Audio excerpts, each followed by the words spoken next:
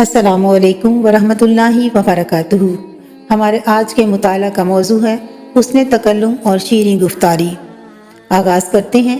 آقائے دو جہاں حضور رحمت عالم صلی اللہ علیہ وآلہ وسلم کی گفتگو اس قدر شیریں، دلکش اور دلآویز ہوتی کہ اس کا ہر لفظ سامع کے دل میں ترازو ہو جاتا۔ حسن تکلم میں اس قدر دلکشی و رعنائی پائی جاتی کہ شہد کی مٹھاس بھی پیچھے رہ جاتی۔ بات کو زیادہ طول دیتے نہ بالکل اختصار ہی سے کام لیتے، بلکہ آپ صلی اللہ علیہ وآلہ وسلم کی گفتگو ایسا حسن اعتدال لیے ہوتی کہ ہر نقطہ وضاحت سے کھل کر سامنے آ جاتا اور مخاطبین کے لیے کسی قسم کا الجھاؤ اور ابہام باقی نہ رہتا۔ آپ صلی اللہ علیہ وآلہ وسلم کے کلام کا ہر لفظ اتنا پرتاثیر اور پرمعنی ہوتا کہ اس کا بے ساختہ پن دلوں میں اترتا چلا جاتا۔ ہر شخص آپ صلی اللہ علیہ وآلہ وسلم سے شعور و آگہی کی دولت لے کر اٹھتا اور ماضی ضمیر سمجھنے میں کسی تشنگی کا احساس نہ رہتا۔ ام المومنین حضرت عائشہ صدیقہ رضی اللہ عنہا فرماتی ہیں کہ حضور نبی اکرم صلی اللہ علیہ وآلہ وسلم تمہارے مانند تیزی سے مسلسل کلام نہیں فرماتے تھے، بلکہ آپ صلی اللہ علیہ وآلہ وسلم اس طرح کلام فرماتے کہ گفتگو کا ہر کلمہ واضح اور جدا ہوتا اور پاس بیٹھنے والا شخص اسے یاد کر لیتا تھا۔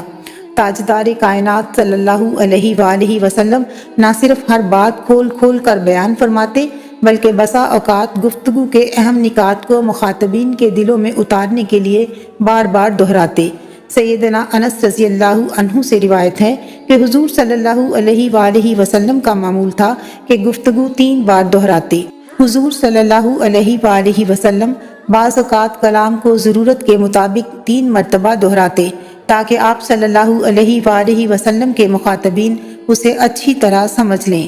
حضور صلی اللہ علیہ وآلہ وسلم کی رعنائی و دلآویزی میں ڈوبی ہوئی پر نور گفتگو کا ذکر حضرت عبداللہ بن عباس رضی اللہ عنہما ان الفاظ میں کرتے ہیں۔ حضور صلی اللہ علیہ وآلہ وسلم جب کلام فرماتے تو سامنے کے دندان مبارک سے نور نکلتا ہوا محسوس ہوتا۔ حضرت ہند بن ابی حالہ رضی اللہ عنہ حسنین کریمین رضی اللہ عنہما کے ماموں تھے۔ اوصاف مصطفیٰ صلی اللہ علیہ وآلہ وسلم کے حوالے سے آپ رضی اللہ عنہ نے بہت سی احادیث روایت کی ہیں۔ سیدنا حسن بن علی رضی اللہ عنہما نے اپنے ماموں جان سے اپنے نانا جان صلی اللہ علیہ وآلہ وسلم کے انداز گفتگو کے بارے میں دریافت کیا تو انہوں نے فرمایا حضور صلی اللہ علیہ وآلہ وسلم طویل سکوت فرمانے والے تھے، یعنی آپ صلی اللہ علیہ وآلہ وسلم خاموش طبع تھے، بلا ضرورت گفتگو نہ فرماتے۔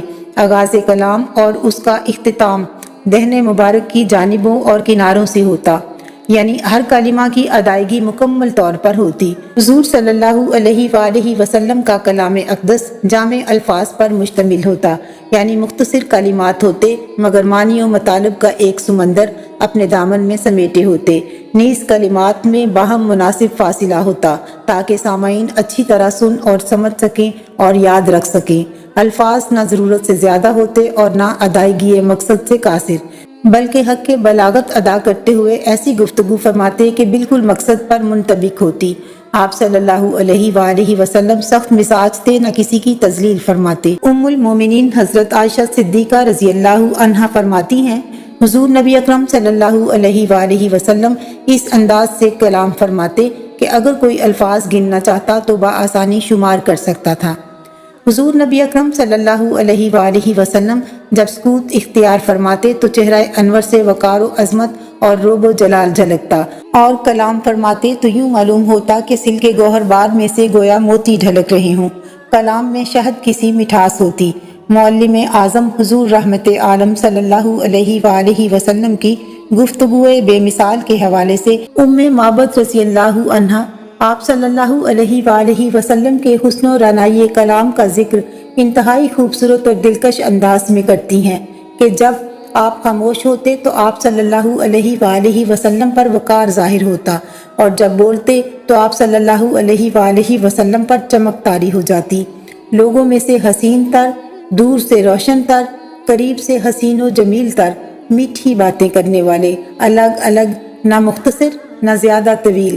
آپ صلی اللہ علیہ وآلہ وسلم کی باتیں گویا لڑی سے گرتے موتی ہوتی۔ उम्मे माबद रज़ी अल्लाहु अन्हा ही से एक और रिवायत में ये अल्फाज भी मनकूल हैं कि जब आप सल्लल्लाहु अलैहि वसल्लम खामोश होते तो आप सल्लल्लाहु अलैहि वसल्लम पर हुस्न का निखार छाया होता, और जब आप सल्लल्लाहु अलैहि वसल्लम बोलते तो आप सल्लल्लाहु अलैहि वसल्लम पर वक़ार की कैफियत होती। आप सल्लल्लाहु अलैहि वसल्लम का कलाम मोतियों के हार की मिस्ल था। इसके साथ ही हमारे आज के मुताला का वक्त ख़त्म हुआ। आइंदा तक के लिए इजाज़त दीजिए। अल्लाह हाफिज़।